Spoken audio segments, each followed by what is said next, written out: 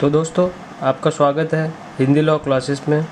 और पिछले लेक्चर में हमने इंटरनेशनल लॉ के मीनिंग के बारे में बात करी थी और उनकी जो डेफिनेशंस है उनके बारे में भी हमने पिछले लेक्चर्स में देखा। और इस लेक्चर्स में हम बात करने वाले हैं टाइप्स ऑफ इंटरनेशनल लॉ के बारे में। तो चलिए दोस्तों, शुरू करते हैं इस वीडियो को और जानते हैं इंटरनेशनल लॉ के क्या क्या टाइप्स होते हैं। So there are 3 types of international law that can be reference. मतलब इंटरनेशनल लॉ के 3 टाइप्स है, जिसमें पहला टाइप है वो है पब्लिक इंटरनेशनल लॉ, दूसरा टाइप है वो है प्राइवेट इंटरनेशनल लॉ और तीसरा जो टाइप है वो है सुप्रानेशनल लॉ। दोस्तों, पहले जानते हैं पब्लिक इंटरनेशनल लॉ के बारे में। तो public international laws have been design to examine the relationship between the countries, states and they govern the binding rules of international community to avoid any disputes. तो दोस्तों, इसका मतलब ये होता है कि ये जो पब्लिक इंटरनेशनल लॉज है इसलिए डिज़ाइन किए गए हैं कि जो कंट्रीज़ है ना उनके बीच कोई डिस्प्यूट अराइज ना हो। तो इसके बाद में public international laws generally involves treaties. मतलब इसमें ट्रीटीज़ इन्वॉल्व है, एग्रीमेंट्स साइन होते हैं कंट्रीज़ के बीच में विद अ म्यूचुअल कंसेंट। मतलब 2 कंट्रीज़ के बीच में म्यूचुअल कंसेंट होता है और एक एग्रीमेंट साइन किया जाता है। दोस्तों, इसमें क्या क्या चीज़ें इंक्लूड होती है उसके बारे में मैं अभी आपको बताऊंगा।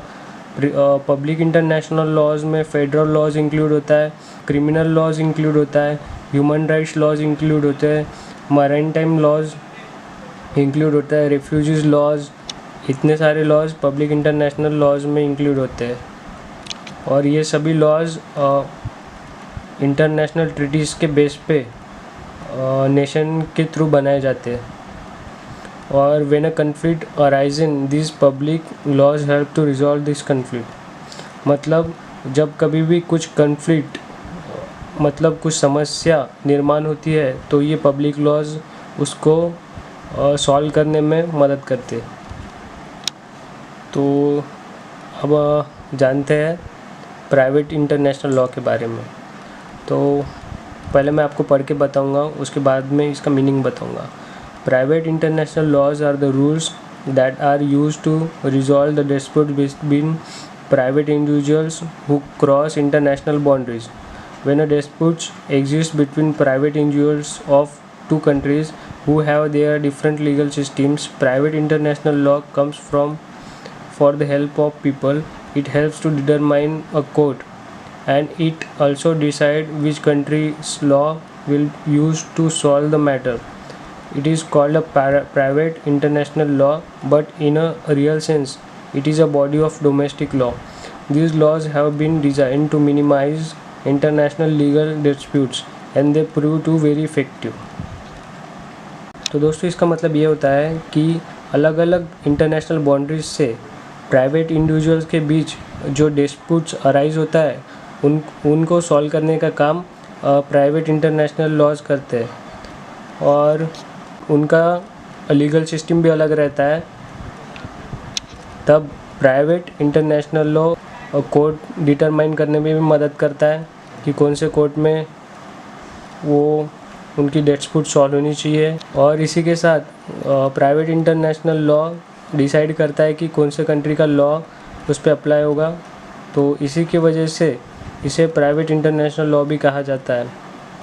और प्राइवेट इंटरनेशनल लॉ एक डोमेस्टिक लॉ है और ये private international law specially design किया गया है जो भी इंटरनेशनल लीगल डिस्प्यूट्स है ना उनको सॉल्व करने के लिए। और प्राइवेट इंटरनेशनल लॉ प्रूव भी हुआ है कि ये बहुत इफ़ेक्टिव है। तीसरा जो टाइप है वो है सुप्रानेशनल लॉ। तो पहले मैं पढ़ के बताऊंगा, फिर उसका मीनिंग आपको बताऊंगा।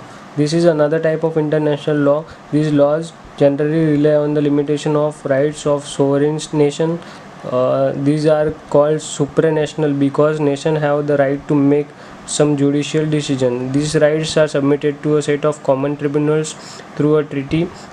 Two global accepted supranational tribunals are United Nations Security Council and International Court of Justice.